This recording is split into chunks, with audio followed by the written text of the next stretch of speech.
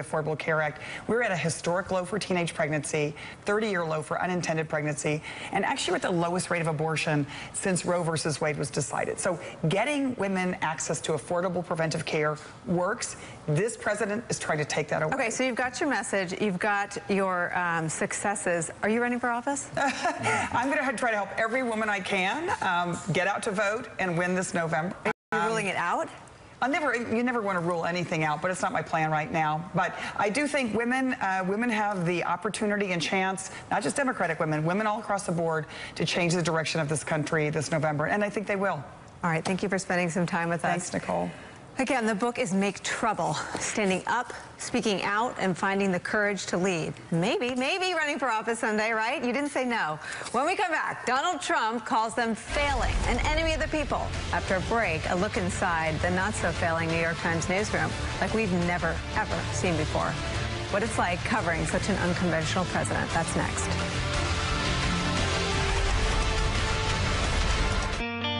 America's leadership in the world came to us because of our own strength. Free elections, a free press. The essence of free communication must be that our failures as well as our successes will be broadcast around the world.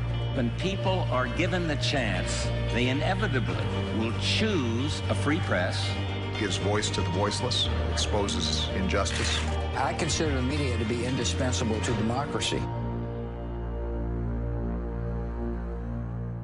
Today, there are more sensors on our planet than people. We're putting AI into everything, and everything into the cloud. It's all so smart. But how do you work with it? Ask this farmer.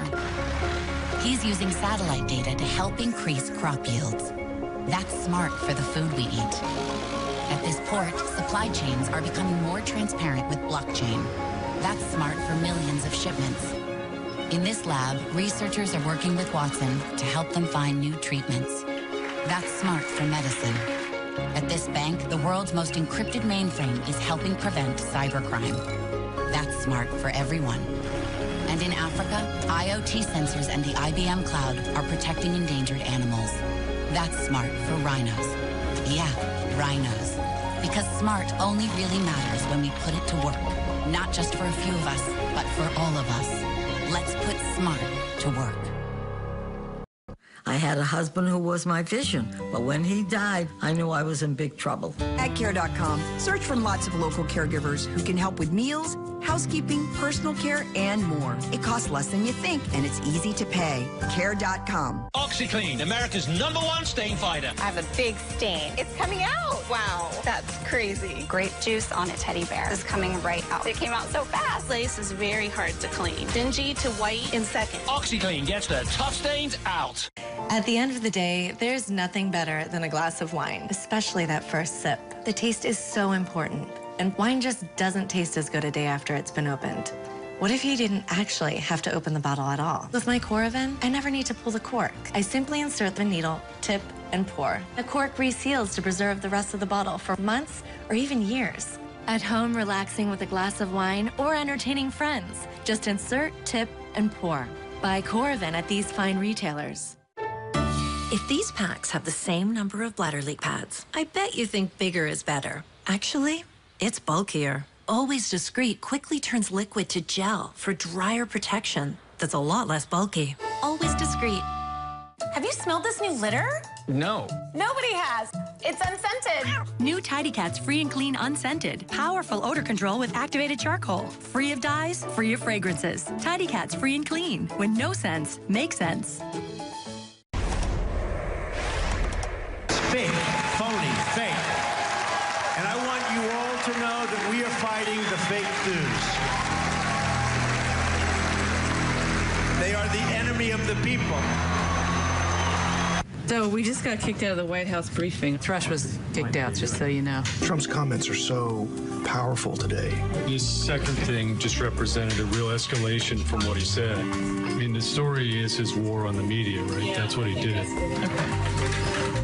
Hi. We were thinking of story Trump giant attack on media, you know, which includes the FBI story. No, but Grinbaum is writing through. He's writing through now. Yes. Okay. Now, can I call you back? Because a harried editor just came and instructed me to write very quickly. So I'll call you back. Journalists and diplomats. That's a clip from Showtime's new series, The Fourth Estate, an aptly named inside look at the New York Times. The team's extraordinary reporting and what exactly they're up against. Primarily an unconventional president who seems to be hell-bent on dragging them through the mud. And of course, it's not just the Times. The poor guy, you got to see this guy. Oh, I don't know what I said. I don't remember. Like this sleazy guy right over here from ABC. He's a sleaze in my book. You're a sleaze. A few days ago, I called the fake news the enemy of the people, and they are. They are the enemy of the people. She starts asking me all sorts of ridiculous questions, and, you know, you could see there was blood coming out of her eyes, blood coming out of her wherever. Are you considering a thank you very much? Stupid question.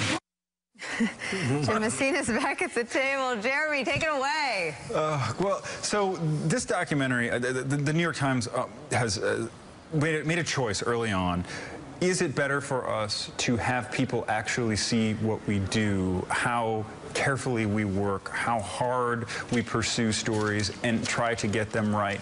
Would that be the right thing to do, or are we just going to be held open to further criticism? And the decision was made by higher than my pay grade that yes, it is better that people see exactly how we do our jobs, so they know when the president says you are the enemy of the people, that it's on camera right there. Like, no, we're actually working very hard to confirm stories, to make sure that we are not being too aggressive on the president, that maybe sometimes we need to dial a story back, or maybe we don't have enough to go on it. So I really think that when people see this year-long exploration of how we did our jobs in the face of tremendous adversity, they will see that, no, we're not enemies of the people. We're just a bunch of hard-working professionals trying to do our jobs and do them right. And the irony, of course, is that Trump cares more about the New York Times than any other publication. He wants so desperately to be embraced by the New York Times. And the other irony is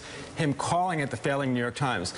Having once run a news organization that wasn't exactly that profitable, the New York Times is the one news organization that has cracked the code.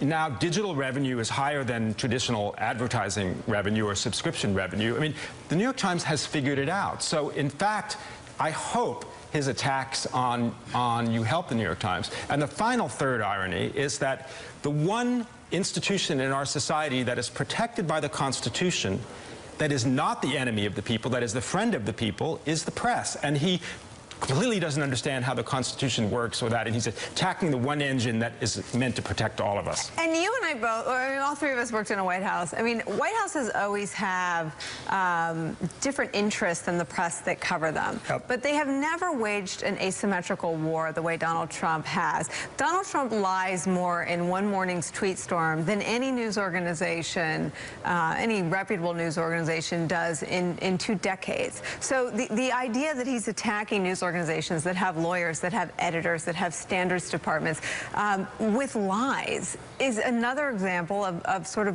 Trumpian tactics that so far for the president have seemed to work. That's right. He rallies his own base and makes every kind of normal story seem like a crazy story. So people don't know what's true and what's not true. The fog machine. You know, Politics 101 is hug a baby and hug a dog, right? Politics 102 is if you're worried about one story, go make another story to distract. And he's the best I've ever seen at that. I have a question, though, for you, Jeremy. All across government, Nicole and I were talking about this earlier, you have morale low. You have morale low at the FBI because of the attacks. You have morale low at State Department because of, you know, they're being ostracized from the policy process. How is it on the front lines? I mean, are you more motivated by this, or does it feel like, Jesus? Yes, absolutely. I mean, morale at the New York Times right now could not be better. And it's seen some pretty distressing days over the last decade or so, right? I mean, there was a time when, not so long ago, when we didn't know if we were going to make it. And this is the great irony, I think, of the Trump administration, is that he has unwittingly produced this golden era for journalism, the very kind of probing, truth-seeking reporting that he decries as fake news. It's thriving. Another irony, which I think that you'll notice when you watch this movie, is on the one hand, in public, Trump attacks us as the enemy. He calls us liars and fakers and phonies. But then you'll see the flip side of this is Trump calling the New York Times. Trump seeking its approval. And sitting for 45-minute interviews in which he's gone rogue and called in your colleagues Maggie